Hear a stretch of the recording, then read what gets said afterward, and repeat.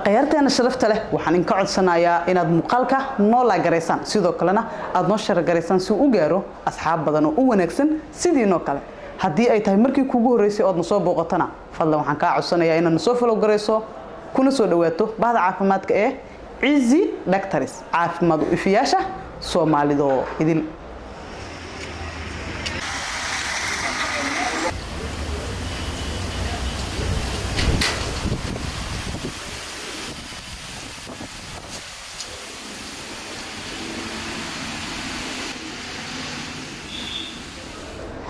halkani waa dugsiga hoose dhexe iyo sare ee Ablaal faraciisa ama laantiisa taleex maantay waxaan ku imaanay booqashadeennadii saddexaad annagoo u imaanay hawsheeni ahayd ogow nooca dhiigaaga si aad u badbaadiso naftaada iyo naf kaleba waxa alla mahadiisa inaan ku guuleysanay inaan tiro arda aan baarno nooca dhiigooda aan ogaanay nooca dhiigooda ayaguna ay bari ku deeqi karaan si fudud haddii uu qof kale dhiig uga baahdo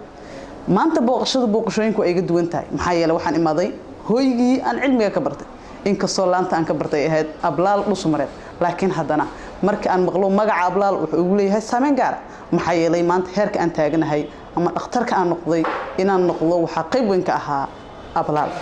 sidaas darteed aad ayaan ugu faraxsanaa waxaan kaloo rabaa inaan laba eray ka dhaho magaca iskuulka Ablaal sida aan ku maqlay magaca iskuulka Ablaal wuxuu ka imaaday deegaanka ama degmada Sablaale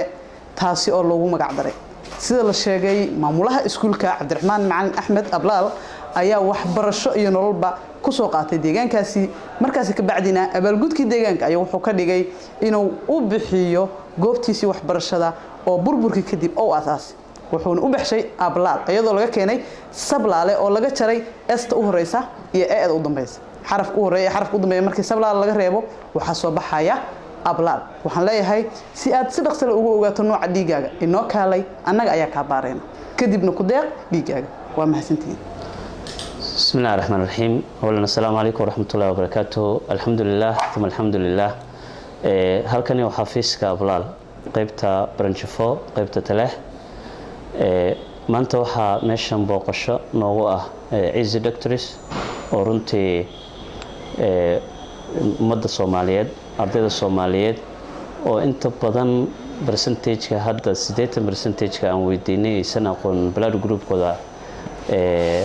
type-kaas dhiigooda aan aqoonin u cadeeyay si bilaash ah walibana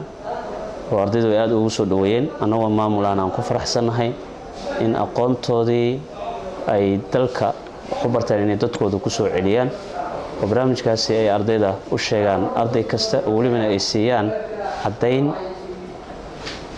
ID ah oo cadeynaysa inuu type-ka dhiigooda uu yahay sidaas ardaydu way ku farxeen anagoo maamul ahna waxa hadda noo jooga arday ilaa gaarayso 50 arday oo ay si dhammaan u soo xeysteen yaqaana nooca dhiigooda oo hadda hadii loo baahdo ku tabaruci kara ama sadaqaysan kara dhiigooda waxa mahad ilaahay ka soo aan u jeedinaynaa dhaqaatiirta dhalinyarada ah sida wanaagsan u soo agaasimay in ay bulshadooda ku soo celiyaan gartay ayaan u mahad celinaynaa waa Easy Doctors oo ma santiin. Assalamu alaykum wa rahmatullahi wa barakatuh.